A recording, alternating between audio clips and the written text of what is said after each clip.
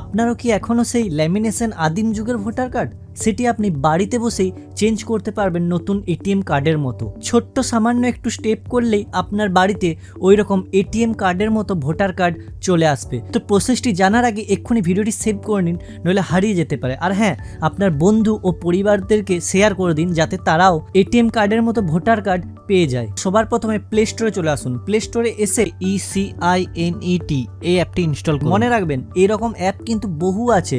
আপনাকে নিচে লক্ষ্য রাখতে হবে ইলেকশন কমিশন অফ ইন্ডিয়া এই লেখাটা যেন থাকে। সেই অ্যাপের লিঙ্কটা আমি অ্যাটাচ করে দেবো। এই অ্যাপটি খুলে আপনি যদি নতুন ইউজার হন তাহলে আপনার ফোন নাম্বার দিয়ে রেজিস্ট্রেশন করে নেবেন, অথবা আপনার যদি অ্যাকাউন্ট থাকে আপনি ফোন নাম্বার দিয়ে ওটিপি দিয়ে লগ ইন করে নিন। লগ ইন করার পর ভোটার রেজিস্ট্রেশন ফর্ম এই অপশনটায় যে একটু নামিয়ে ফর্ম 8 সিলেক্ট করুন। তারপরে আপনি দেখতে পাবেন লেট স্টার্ট, তারপরে ইয়েস সিলেক্ট করুন। ইয়েস সিলেক্ট করার পর এই অপশনে এসে আপনি ভোটার আইডি ইনপুট করুন এবং আপনার স্টেটটা লিখে দিন। তারপরে প্রসিড করার সাথে সাথে আপনি দেখতে পাবেন আপনার ভোটার আইডি কার্ডের সমস্ত ডিটেলস এখানে শো করছে। এরপর নেক্সটে ক্লিক করে আপনি নামগুলো চেক করে নিন এবং আপনার নাম চেক হয়ে যাবার পর আপনি ফোন নাম্বার অ্যাড করুন এবং আপনার আধার কার্ড আর আপনার জিমেল আইডিটা অ্যাড করে দিন। 3 নম্বর অপশনটা সিলেক্ট করুন। আর আপনার যদি কিছু কারেকশনের ব্যাপার থাকে তাহলে সেকেন্ড অপশনে আপনি এটাতে কারেকশনও করতে পারবেন। তারপর আপনি 2 নম্বর অপশনটা সিলেক্ট করে চেক বক্সটা টিক মার্ক করুন।